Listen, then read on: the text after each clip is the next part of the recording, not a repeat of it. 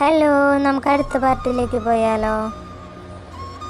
നീ ഇങ്ങോട്ട് രാവിലെ തന്നെ ഒരു കക്ഷിയെ കാണാനുണ്ട്, ഒരു കേസുമായിട്ട് ബന്ധപ്പെട്ട്. അത് പറഞ്ഞ കിഷോർ ബൈക്കിൻ്റെ കീയുമായി പുറത്തേക്ക് ഇറങ്ങി.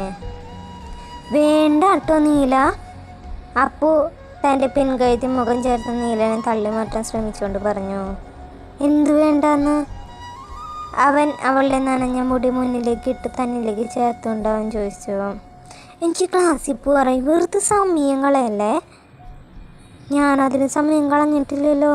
ഞാൻ നിന്നെ റെഡിയാവാൻ സഹായിച്ചതല്ലേ. വേണ്ട, നീ സഹായിക്കണ്ട. വേണ്ടെങ്കിൽ വേണ്ട, നീ റെഡി ആയിക്കോ, ഞാൻ അങ്ങനെ നിന്നോടാം. അപ്പുവിൻ്റെ ഇടുപ്പിലൂടെ ചുറ്റിപ്പിടിച്ച് തോളിൽ താടി മുട്ടിച്ച നീലം പറഞ്ഞു. വേണ്ട മോനെ, മര്യാദയ്ക്ക് മാറിയെന്ന്. ഇല്ല മോളെ, നീലം വാശിയോടെ പറഞ്ഞിറക്കി ചേർത്ത് പിടിച്ചു. നീലൻ്റെ ചില സമയത്ത് സ്വഭാവം ചെറിയ കുട്ടികളെ പോലെയാണ്. അപ്പുവിനേക്കാൾ ചെറുതാവും. നീല, അവൾ താക്കീതോടെ വിളിച്ചു. എന്താടി? അതേസമയം തന്നെ പുറത്ത് കോണിമ്പലിൻ്റെ ശബ്ദം കേട്ടു. ഇതാരീ രാവിലെ? ഇങ്ങനെ നിൽക്കാതെ പോയി വാതിൽ തുറക്കുന്നില്ല. അപ്പു ഉന്തിത്തള്ളി വിട്ടതും നീല ഉമ്മറത്തേക്ക് നടന്നു. Good morning Karthikeyan. പിന്നിൽ നിൽക്കുന്ന ആളെ നീലൻ്റെ മുഖത്തെ ചിരിപ്പതിയെ മങ്ങി കണ്ടതും. എന്താ? അവൻ ഗൗരവത്തിൽ കിഷോറിനോടായി ചോദിച്ചു. ഞാൻ നമ്മുടെ ശിവൻകുട്ടി സാറിൻ്റെ കാര്യം സംസാരിക്കാൻ. വക്കീലിനോട് ഞാൻ ഇന്നലെ തന്നെ പറഞ്ഞാണല്ലോ എനിക്ക് താല്പര്യമില്ലാന്ന്. എങ്കിൽ ശരി, ആ കാര്യം വിട്ടേക്ക്. നമുക്കെന്തിനാ അതിൻ്റെ പേരിലൊരു വഴക്ക്? നമുക്ക് ഫ്രണ്ട്സ് ആവാം. എൻ്റെ പേര് കിഷോർ. അയാൾ കൈ നീട്ടിയത് നീലം താല്പര്യമില്ലാത്ത രീതിയിൽ കൈ കൊടുത്തു. ഞാൻ ഈ ടൗണിലാണ് താമസിക്കണേ. വീട്ടിൽ അമ്മയും ഒരു അനിയത്തിയുണ്ട്. നീല ഒന്ന് മൂളി. നീല, ഞാൻ ഇറങ്ങാം. അകത്തുനിന്ന് വേഗമായി വരുന്ന അപ്പുവിൻ്റെ ശബ്ദം കേട്ട് രണ്ടുപേരും അകത്തേക്ക് നോക്കി. ഇന്ന് സ്പെഷ്യൽ ക്ലാസ് ഉണ്ട്, എത്താൻ വൈകൂട്ടാ. അപ്പു ചെരുപ്പിട്ട് നീലനോടായി പറഞ്ഞു. സൂക്ഷിച്ചു പോയി വാ, വൈകുന്നേരം എത്താൻ നല്ലോണം വൈകുമോ? ഞാൻ വരണ ബസ് സ്റ്റോപ്പിലേക്ക്. ആരതില്ലല്ലോ. ഒരു 5:30 കഴിയും, പക്ഷെ സാരമില്ല. അത് പറഞ്ഞ് അവൾ പുറത്തേക്ക് നടന്നു. അവൾ പോകുന്നത് നോക്കി കിഷോർ നിന്നു. അവൾ ഗേറ്റ് കടന്ന് കണ്ണിൽ നിന്നും മറയുന്നവരെ അങ്ങോട്ട് തന്നെ കിഷോർ നോക്കിയിരുന്നു.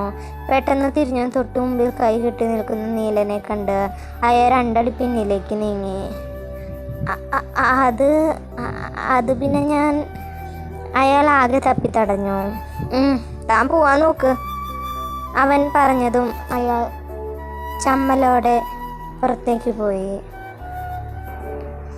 അയാൾ പോയത് നീലം വേഗം ഫോൺ എടുത്ത് നമ്പറിലേക്ക് കോൾ ചെയ്തു.